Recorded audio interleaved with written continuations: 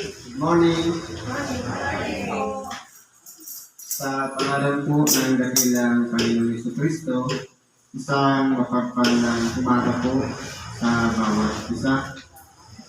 Andito po tayo sa pagpapatuloy ng gawain kung saan meron po tayong aralin o sitas na pag-aaralan sa araw na ito.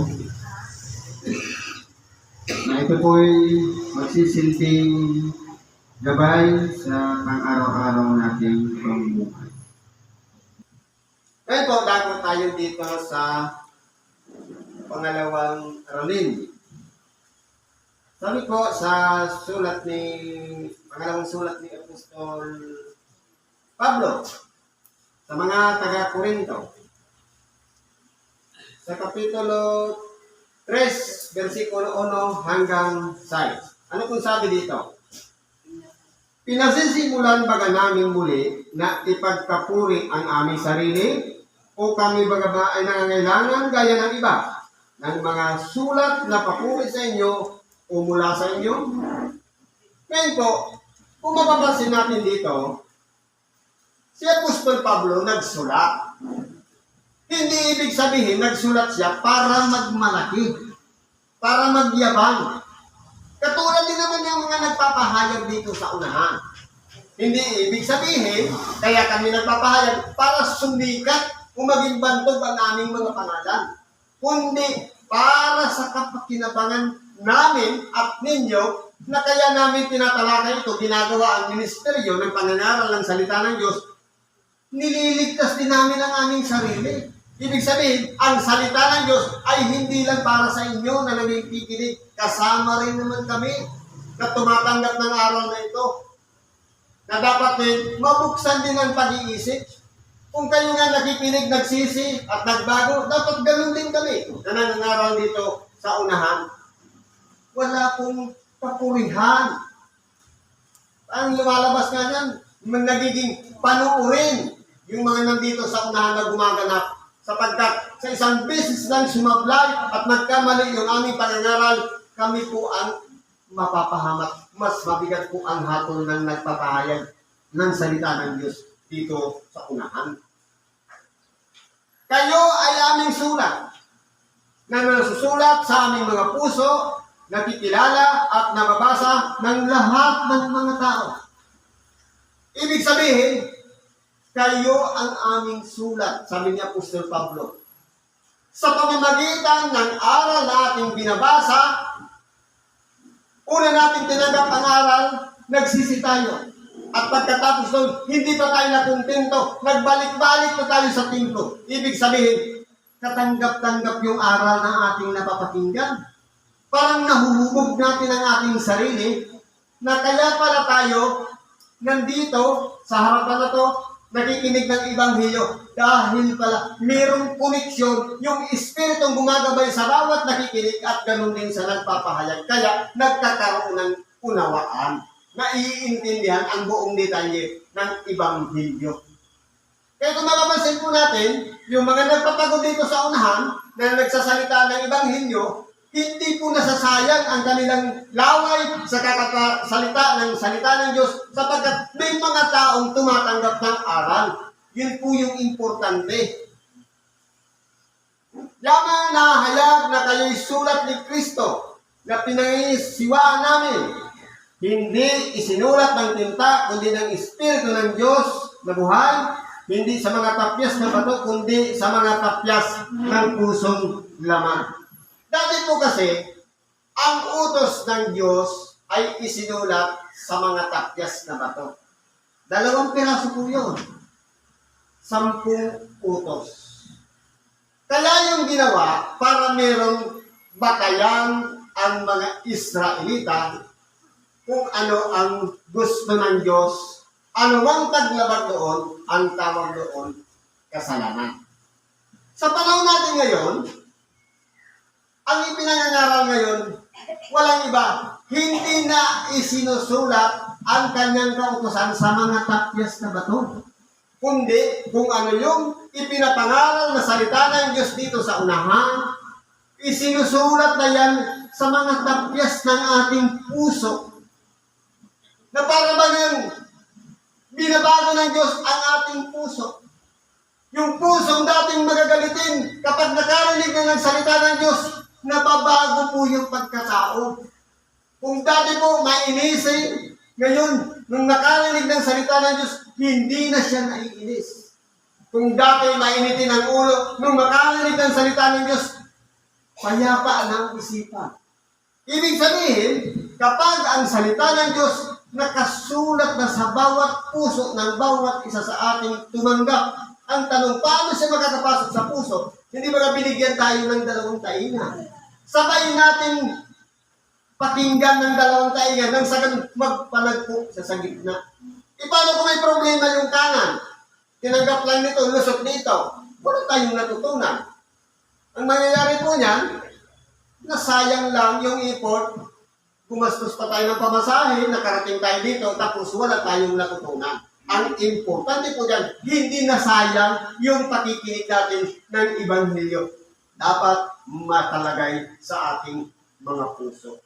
Kasi po, ang Espiritu Santo, sa oras na ang isang tao'y nagsisi at nagbalik loob sa Diyos at binago ang kanyang buhay, sabi nga, sa biyaya kayo'y nangaligtas hindi sa pamamagitan ng mabubuting gawa.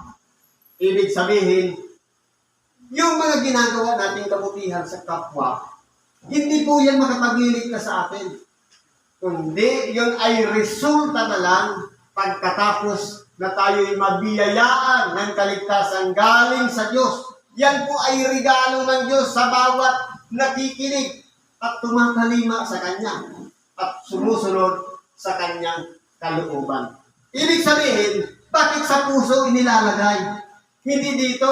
Kasi dito po sa ulo, mayroong pride. Mayroong kataasan.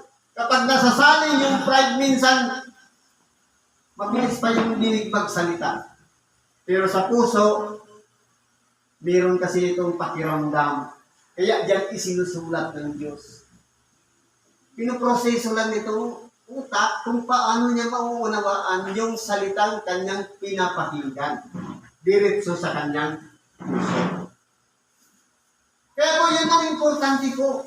Yung Ebanghelyo na tinatanggap ng ating tainga dapat makapasok sa ating puso. Paano kung may kabigatan sa puso? Pananaghili. Ano sabi ko ng pananaghili? Maurihon. Dapat sana sa kapwa mo na, kinuha mo pa. Kapag meron tayong ugaling gano'n, ang mangyayari po yan, walang buwang yung salita ng Diyos. Kaya kung maalala natin kapanganakan ng ating dakilang Panginoon, di ba ga? Siya ay salita na nagkatawang tao. Ibig sabihin, yung kanyang hinigaan na isang maruming sapsaban, lumalarawan yun sa ating maruming puso. At si Kristo, na nakahiga doon, lumalarawan sa salita ng Diyos. Kinakailangan baguhin muna, i-reprogram yung laman ng ating puso. Kasi kung halimbawa, pampuno na lang, pero hindi nawala yung pride, yung ego, o yung magiging madamdamin at dating ugali, useless. Dapat yan, ang nakapundasyon po dyan, aral ni Kristo. At si Kristo mismo, ang magbabago po niyan sa pamamagitan ng kanyang salita. Anong sabi niya? Kayo'y malilinis na sa pamamagitan ng mga salitang aking salita. Ibig sabihin, ang nagpapabago sa tao, hindi po yung sarili niyang gawa, kundi ang Espiritu Santong nagbabago sa ating pagkatao. Ano pa sabi nito? At ang gayong pagkakatiwala sa Diyos ay taglay namin sa pamamagitan ni Kristo. Totoo po. Kaya po yung mga alagad ng ating dakilang Panginoon, magmula kay Simon Pedro hanggang kay San Pablo, lahat sila nag-i-effort, lahat sila nagsasakripisyo ng pangangaral ng salita ng Diyos para maraming tao ang mahikayat at magbalik loob sa Diyos. Kaya rin po sa panahon na yun. May mga sinugo na iba-ibang mga tagapangaral ng salita ng Diyos. Ang problema, nasa management. Kasi ang ginawang iglesia ng Diyos, ay tinatag ni Kristo pangkalahatan. Kaya kung meron tayong pagsunod ng buhay ni Kristo, ang ginawa kasi, ginawang divisyon ng mga tao, mga leader ng simbahan, pagkakalaban na nga, minsan nagtatalo-talo pa, nag-aaway-away. Wala na sa kanila ang kapayapaan.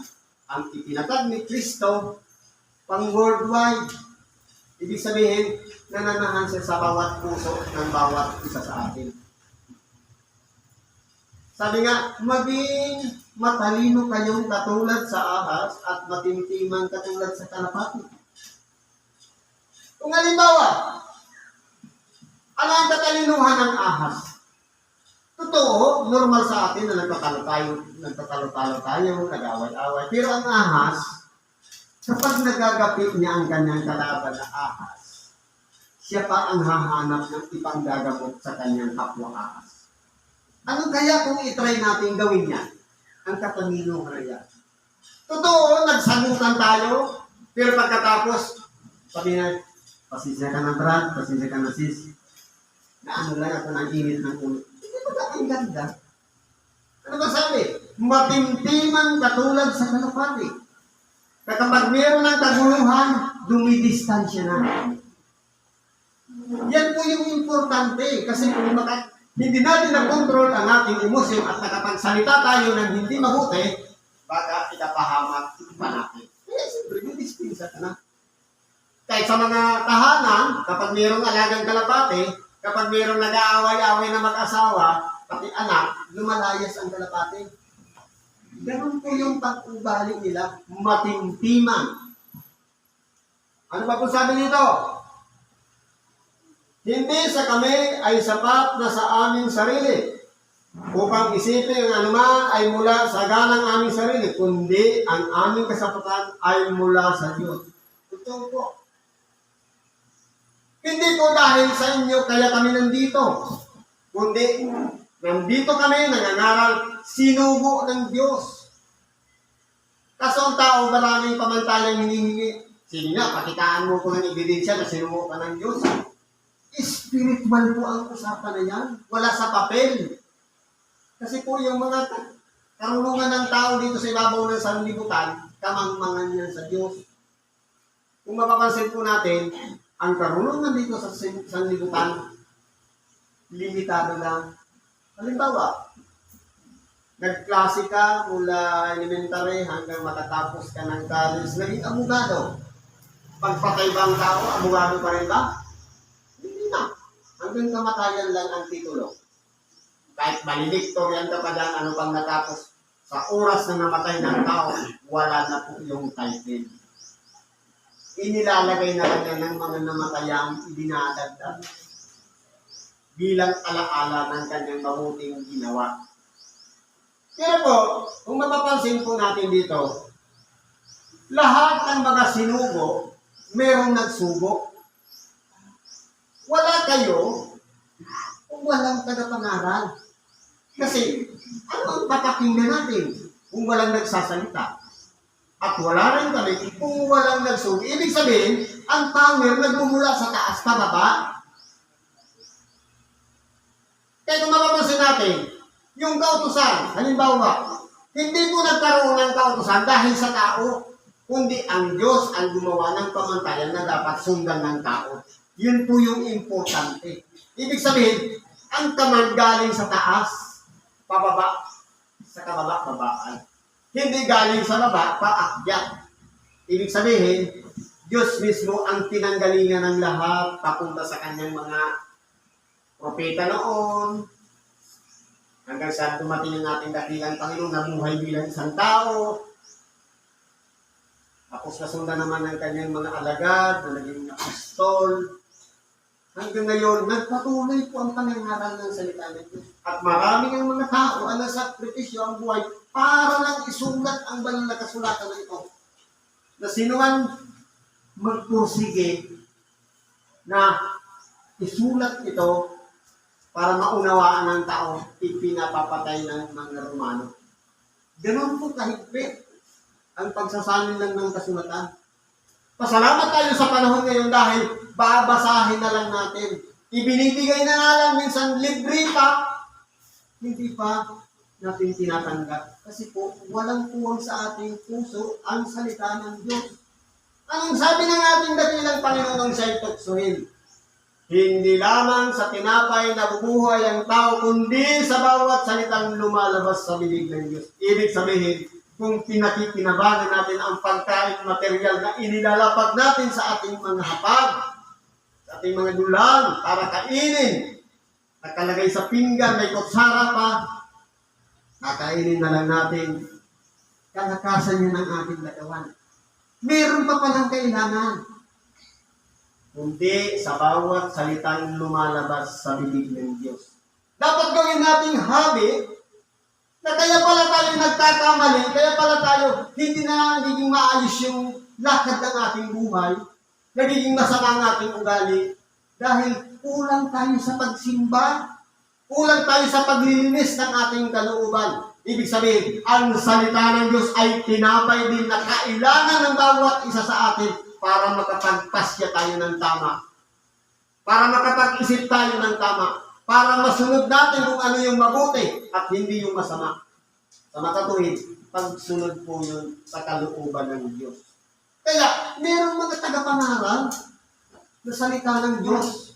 Walang iba, may mga pastor, may mga ibang hilista, at may mga iba pang tagapahayag ng salita ng Diyos. Lahat ng yan sinubo. Kasi po, kailangan ng tagapangaral para naman doon sa mga tagapakinig. Ano ba po sabi dito? Na sa amin naman ay nagpaging sapat na mga ministro ng bagong tipan. Hindi ng titik, kundi ng espiritu, sapagkat ang titik ay pumapatay, datapwat ang espiritu ay nagbibigay buhay. Ibig sabihin, bilang mga sumusunod sa kalooban ng Diyos. Kasi hindi ibig sabihin po, kami lang yung nandito. Hindi ba nagpapalipat-lipat lang naman yung kalagayan ng tagapangaral ng salita ng Diyos. Kasi halimbawa, first timer ka ngayon, tapos nabuksan na yung pag-iisip, nagpabalik-balik ka na sa pinto. Darating ang panahon kung kalooban ng Diyos, ikaw na rin nagsasalita dito. Ganun po yung kalooban ng Diyos. Nagsasalin-salin kasi malay natin, meron pa tayong angking karunungan at kalaman na pagpahayag ng salita ng Diyos tapos itinatabi natin ang ating sarili na hindi ako pwede. Sa totoo lang po, nagsasalita kami dito sa udyok ng Espiritu Santo. Hindi sa sariling kaunawaan dahil ang utak natin ay limitado lang. Simlaki lang nito, tapos pupunuin mo yan ng karunungan. Saan ka kukuha? Siyempre sa Espiritu gumagabay sa bawat isa sa atin. Ito po ang nagtuturo sa atin. Kaya ngayon, ang pinapakinggan natin, hindi na sa pamamagitan ng titik, kundi ng Espiritu. Kasi po, kung halimbawa, nakasulat pa rin sa tapyas na bato, daliri ng kamay ang ginamit, marami po ang hindi makasusunod. Pero kung nakasulat sa ating mga puso, sapagkat pwede pong baguhin ang ating pagkatao. Kasi po, nandidiyan na mismo ang magiging kalaban natin po dyan, ang sarili nating konsensya o budhi. Ito na po yung panahon na ang sino mang tumanggap ng aral ng salita ng Diyos, isinusulat ng kanyang pangalan sa aklat ng buhay. Sa makatuwid, kung ano man ang senaryong ginawa natin, nagkamali tayo ng pasya, napahamak tayo, nakasulat lahat yun sa aklat ng buhay. Witness po ang Espiritu Santo nanditiyan sa ating mga puso. Kaya, pakaingatan natin ang ating sarili, gawin natin yung mabuti, kung ano ang nakalulabot sa Diyos, ayon sa kanyang aral at salita na ating tinanggap. Sa bawat oras ng pakikinig natin ng Ebanghelyo, saan man tayo pumaroon, anumang simbahan, basta may aral, ipasok natin yan dito sa tainga hanggang makarating sa ating mga puso. Siguro po, hanggang dito na lang pakikibahagi natin sa oras na ito. Salamat sa Diyos. At anuman ang ating kahilingan, karaingan, ipagkatiwala natin sa Diyos, sa ngalan ni Kristo. Salamat at mapagpalang araw sa bawat isa.